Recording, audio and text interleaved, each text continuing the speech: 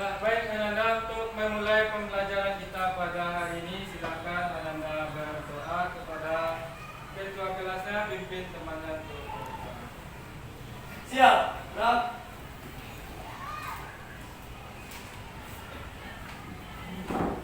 Hormat, gerak. Gerak, gerak. Berdoa dimulai.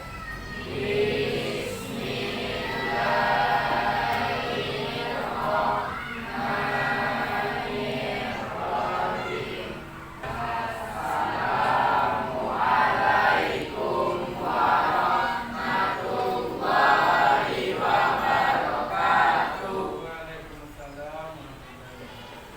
Nah, untuk menguatkan kecintaan kita kepada tanah air, mari kita menyanyikan lagu Satu Nusa, Satu Bangsa.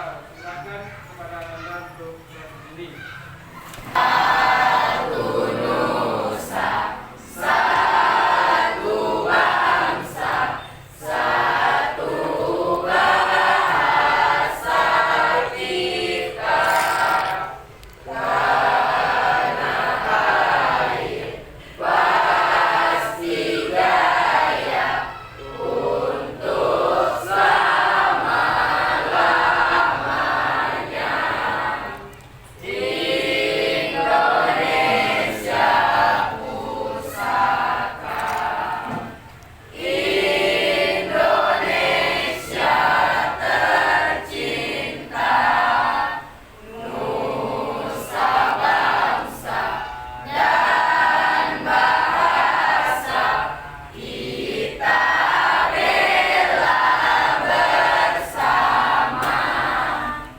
Nah, silakan Anda duduk kembali.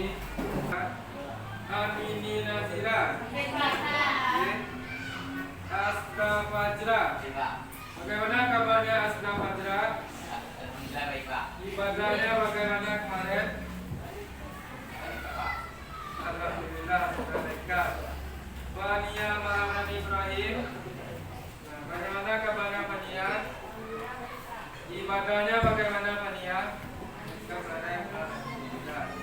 Nah, Ananda, untuk mengarungi kehidupan ini perlu kita menanamkan yang pertama sifat disiplin. Disiplin dari segi apa? Yang pertama adalah disiplin dari segi beribadah. Beribadah itu kita butuh disiplin. Ketika waktu sholat masuk, kita harus sholat. Hal yang kita lakukan itu harus ditinggalkan dulu. Bermain game, apalagi bermain HP, lihat TikTok, Instagram dan lain sebagainya. Tinggalkan dulu. Mari kita beribadah. Selanjutnya kita harus menanamkan sikap jujur. Di dunia ini yang krisis itu adalah orang jujur, bukan orang kaya. Tapi yang krisis itu adalah orang jujur. Jadi Ananda harus menanamkan sikap jujur dari sejak sekarang. Nah, Ananda, untuk materi kita pada kesempatan kali ini, kita akan membahas materi dengan judul beribadah, bersyukur dan berbuat baik. Landasannya itu Quran surat Luqman ayat 13 dan ayat 14. Nah, adapun tujuan pembelajaran nanti bisa Anda lihat di papan tulis. Tujuan pembelajaran pertama, Ananda meyakini bahwa agama mewajibkan umatnya untuk beribadah dan bersyukur kepada Allah Subhanahu wa taala serta berbuat baik kepada sesama manusia. Tujuan yang kedua, Ananda mampu berbuat baik kepada sesama manusia sesuai dengan perintah Quran surah Luqman ayat 13 dan ayat 14. Selanjutnya Ananda nanti mampu menganalisis Quran surat Luqman ayat 13 dan 14 dan mampu mengimplementasikannya dalam kehidupan. Ananda juga mampu nanti mendemonstrasikan hafalan Quran surat Luqman ayat 13 dan 14 sesuai dengan makhrajul huruf atau kaidah tajwidnya kita dengan fasih dan benar. Nah, sebelum kita lanjut pembelajaran, silakan Ananda kerjakan pretest yang telah Bapak kirimkan ke grupnya. Sudah siap? Dengan Ananda mengerjakan pretest tadi, Bapak akan mengetahui kemampuan awal Ananda. Setelah pretest dilaksanakan dan setelah pembelajaran dilaksanakan, nanti ada lagi evaluasinya. Apakah nilai pretestnya sama dengan nilai evaluasi setelah pembelajaran? Kalau sama berarti belum ada perubahan. Tapi kalau nilai evaluasinya bagus dari nilai pretest, maka untuk capaian pembelajaran ini Ananda sudah tercapai. Ananda cermati gambar-gambar berikut ini. Gambar apa aja yang Ananda lihat? Yang pertama, orang sholat. Orang sholat itu berarti menyembah Allah sesuai dengan tujuan penciptaan kita. Wa ma khalaqtul jinna wal insa illa liya'budun, dan tidaklah kuciptakan jin dan manusia kecuali beribadah. Kita lanjut Ananda. Selanjutnya Ananda ada melihat gambar 5.2. 5.2 itu apa? Syukur. Nah, sesuai dengan perintah Allah juga dalam Quran surat Ibrahim, la in syakartum lazidannakum wa la in kafartum inna adzabi lasyadid. Jika kamu bersyukur maka nikmat akan ditambah. Tapi kalau kita kufur, tunggulah azab Allah sangatlah pedih. Nah, nikmat Allah itu bertambah kalau kita mensyukuri. Gambar 5.3 apa? Nah, seorang anak yang berbakti kepada kedua orang tuanya, menghajikan orang tuanya dengan cara menggendong. Ini sama dengan sahabat Nabi yang namanya Uwais Al-Qarni. Walaupun dia belum meninggal, dia sudah menjadi penduduk langit. Rasulullah SAW yang mengatakan kepada para sahabat, dan doanya langsung diijabah oleh Allah Subhanahu wa taala. Ini adalah bentuk ridho Allah kepada anak yang berbakti kepada kedua orang tua. Kita lanjut Ananda, gambar 5.4, mensyukuri rezeki yang diberikan. Berapa banyak rezeki yang diberikan oleh Allah harus kita syukuri. Baik 1.000, 2.000, 3.000 harus kita syukuri. Jangan dibandingkan dengan nikmat orang lain. Kalau kita bandingkan dengan nikmat orang lain yang harganya lebih tinggi, kita akan menjadi kufur. Maka harus ada sikap qanaah. Qanaah itu mensyukuri apa yang telah Allah berikan kepada kita. Lanjut. Ananda pernah melihat orang sehat tapi dia tidak mau beribadah. Benar. Ananda pernah melihat orang sakit. Ketika sakit baru dia ingat kepada Allah. Ada Ananda melihat ketika ditimpakan musibah baru dia ingat kepada Allah. Habis itu, apakah Ananda pernah melihat anak yang durhaka kepada kedua orang tuanya? Nah, di media sosial banyak kita lihat. Nah, ada juga orang yang menyekutukan Allah.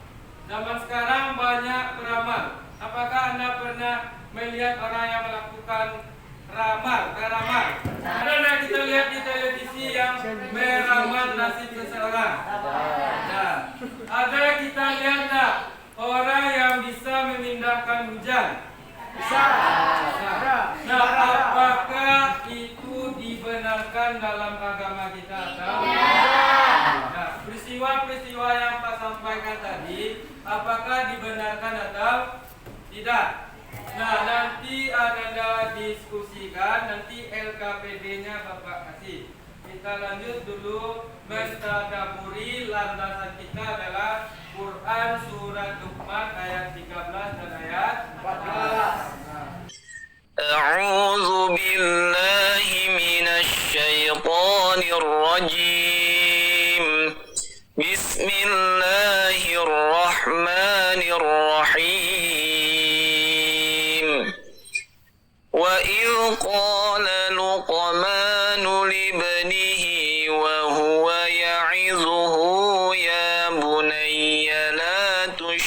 تشرك بالله إن الشرك لظلم عظيم ووصينا الإنسان بوالديه حملته أمه وهنا على وهن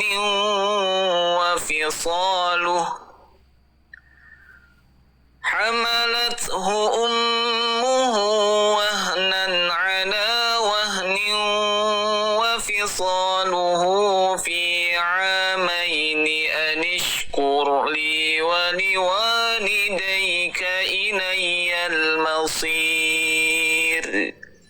صدق الله العظيم.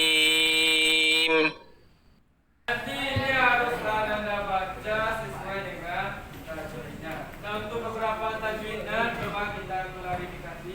Oh, ini apa tajwidnya? Oh, Matobi'i. Setelah fathah ada alif mati. Nanti secara semuanya Anda diskusikan, Anda bahas secara berkelompok.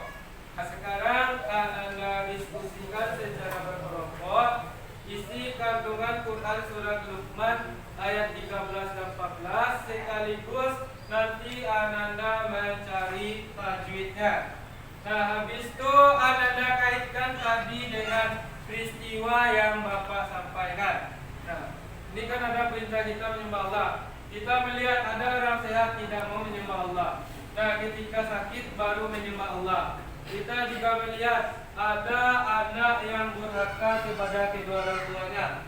Apalagi di media sosial banyak kita lihat tindakan kekerasan dilakukan seorang anak kepada kedua orang tua.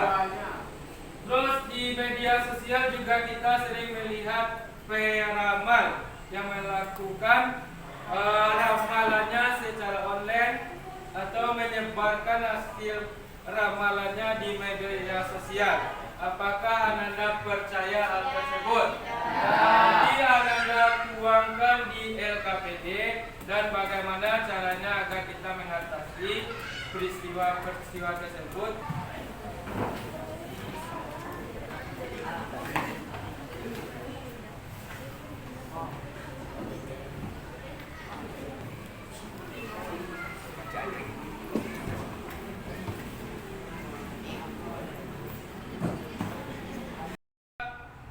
Baik, Ananda, setelah Ananda diskusikan tadi, silakan tampilkan hasil diskusinya. Perwakilan kelompok saja. Baiklah, saya perwakilan dari kelompok saya yang akan menampilkan isi kandungan dari ayat Al-Luqman surat Luqman ayat 13. Kandungan tersebut yaitu ayat ini menekan kata itu suatu larangan dan persekutukan Allah Subhanahu wa taala. Sebab perilaku ini disebut sebagai bentuk kezaliman yang besar. Anda dari kesimpulan tadi dapat dari hasil diskusi Anda dapat kita ambil kesimpulan. Yang pertama sesuai dengan Quran surat Luqman ayat 13 mengatakan la tusyrik billah inna syirka la zulmun azim. Jangan kita menduakan Allah atau menyekutukan Allah Subhanahu wa taala. Inna syirka la zulmun azim. Sesungguhnya itu adalah dosa besar. Nah, apa bentuk kegiatan yang berbau syirik yang merusak ibadah kita? Pertama yang Pak sebutkan tadi dari permasalahan yang pertama itu adalah peramal. Nah, dalam Islam tidak ada yang namanya ramalan. Nah, hal yang akan terjadi 1 detik kemudian, 1 jam kemudian, 3 jam kemudian, 1 hari kemudian, itu adalah rahasia Allah Subhanahu wa taala. Ramalan itu termasuk syirik. Berarti kita menyamakan kekuatan seseorang sama dengan kekuatan Allah. Nah, orang yang beribadah ada kesyirikan di dalam dirinya, ibadahnya akan ditolak. Ya, itu dosa besar. Nah, Anda jangan percaya ramalan. Apalagi di media sosial banyak kita lihat orang yang melakukan ramalan baik di TV maupun di IG. Nah, dia sebagai penarik orang. Dia akan secara live melakukan ramalan. Nanti banyak orang yang nonton pengen menanyakan nasibnya bagaimana. Nah, di situ juga banyak orang-orang Islam yang pengen diramal nasibnya bagaimana. Nasib itu yang merubah adalah kita, bukan ramalan seseorang. Allah tidak akan merubah nasib suatu kaum kecuali kaum itu yang berubah. Nasib Ananda tidak akan dirubah kecuali Ananda yang merubahnya. Jadi jangan percaya ramalan. Nah, selanjutnya di media sosial banyak kita lihat anak-anak yang tidak berbakti kepada kedua orang tua. Contohnya apa? Tidak dibelikan motor, orang tuanya ditendang. Benar tak lihat beritanya seperti itu? Benar. Tidak dibelikan HP, orang tuanya dibunuh. Ada tak Anda melihat beritanya seperti itu? Nah, anak-anak seperti itu adalah anak-anak anak durhaka yang menghuni neraka jahanam. Nah, di dalam Quran surat Luqman ayat 14 Allah telah mengatakan, ibumu yang mengandungmu selama berapa bulan? Selama 9 bulan. Bagaimana keadaan ibunya? Dalam keadaan lemah bertambah lemah. Nah, bagaimana Ananda rasanya letih? Setelah letih ada lagi rasa letih. Quran surat Luqman ayat 14 mengatakan seperti itu. Dalam keadaan lemah bertambah lemah. Yang juga menyapi kita selama 2 tahun. Maka bersyukur Ananda kepada Allah dan bersyukur kepada kedua orang tua. Jangan pernah kita menyesali terlahir dari orang tua yang kurang beradab. Kan ada anak yang menyesal kalau seandainya saya lahir dari orang tua kaya. Berarti anak-anak sudah tidak bersyukur. Itu ada terucap di kalimat Ananda, berarti Ananda sudah tidak bersyukur. Maka syukurilah. Berterima kasihlah kepada Allah dan berterima kasihlah kepada kedua orang tua. Ridho Allah tergantung ridho Allah. Nah, jadi itu materi kita pada kesempatan hari ini. Nah, bagaimana apa yang Ananda rasakan setelah belajar materi ini? Untuk hari ini, sebelum pembelajaran ditutup, Ananda kerjakan evaluasi ya, untuk melihat tercapaian pembelajaran Ananda. Selesai, silakan dikumpulkan. Nah, kita tutup pembelajaran kita pada hari ini dengan membacakan doa kafaratul majlis.